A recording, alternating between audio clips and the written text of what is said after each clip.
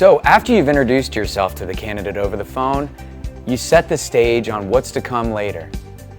We're setting the stage and inviting them to a formal interview. Look, you just caught this person out of the blue. They might be in the middle of something, they might be in their car, they might be at work. We want to get their attention. So scheduling a formal interview within the next 72 hours. Why 72 hours? Well, you got to strike while the iron's hot. This person applied to your position. They are interested in jobs. Maybe they're interviewing for other jobs. That way you can dig into everything that you need to about their background, experience, motivation, reason for change, and how it's going to be a good fit. Hello, this is Paloma. Hi Paloma, this is Mark Wojcik. I'm a recruiter with East Park Avenue Talent Consulting. How are you? Hey Mark, I'm very well. How are you? Good. I'm glad I caught you. Listen, I saw your resume. You applied to a project manager position. And I saw a few things on your resume that really stood out to me. I was hoping to have the opportunity to speak with you about your background. I hope I'm not interrupting anything. No, sure, go ahead. Excellent. Well, again, you applied to a project manager position on our website, and we're actively looking to fill this position in the next month or so. What stood out to me about your background is, number one, your education. Congratulations on your master's degree. That's tremendous. Thank you. And number two, really your experience with managing multiple projects. It looks like handling budgets and dealing with multiple facilities at any given time. Man, that really matches up for what we're looking for. Great. So what's going on for you right now? What's got you looking to change jobs? What's going on in your current company?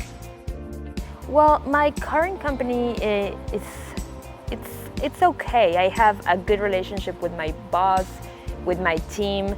I just feel like I am outgrowing the position a little bit. I've been doing this for a while, and because it is a small operation here in the US, most of the manufacturing happens in Italy.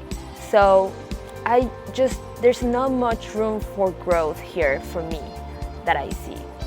Understandable. There is also the cultural factor. I sometimes struggle with the way that my counterparts abroad want to handle projects, and I'm a little bit tied to that philosophy.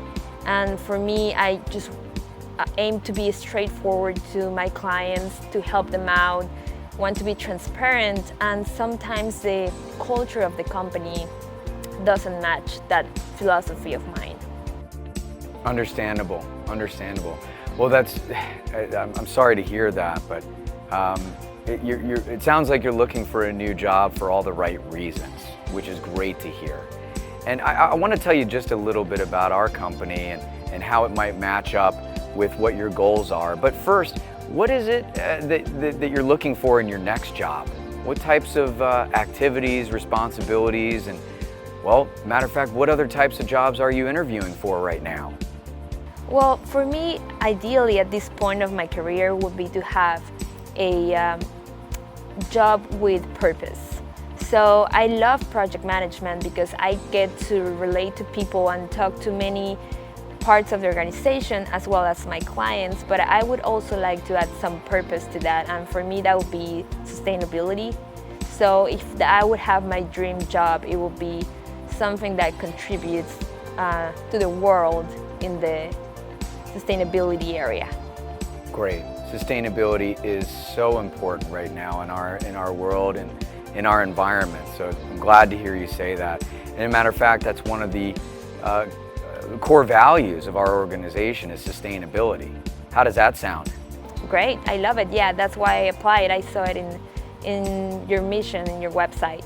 Just curious, what other positions do you have pending at this moment? Where else are you interviewing? So far, this is the only position that I have applied to, just because, as I mentioned before, I'm very interested in the sustainability factor. So I'm trying to be selective with companies that actually care about that. Got it. So let me ask you, what are your targets on compensation? I saw that you filled out the application. targeting anywhere between 80,000 and 90,000 annually. Is that accurate? Yeah, that's correct. Excellent.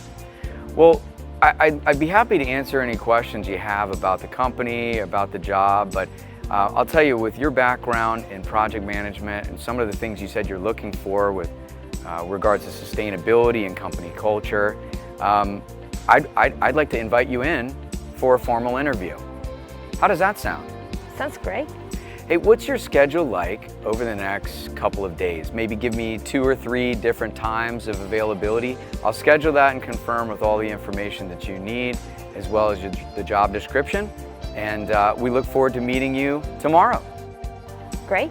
Thank you so much. Thank you, Mark. Thank you, Paloma. Have a great day. You too. Bye. See you tomorrow. So just to sum up, that was a great example of setting the stage. As recruiters, we have to ask questions. Remember, we're trying to be detectives here. Notice that the candidate spoke far more than the recruiter did. Asking questions in an open-ended fashion gets answers and it gets dialogue going. Then notice that the recruiter just mirrored what the candidate said. So first, we start off with a great introduction. It's clear, it's concise, the candidate knows who's calling them, why they're calling, and what we're going to talk about.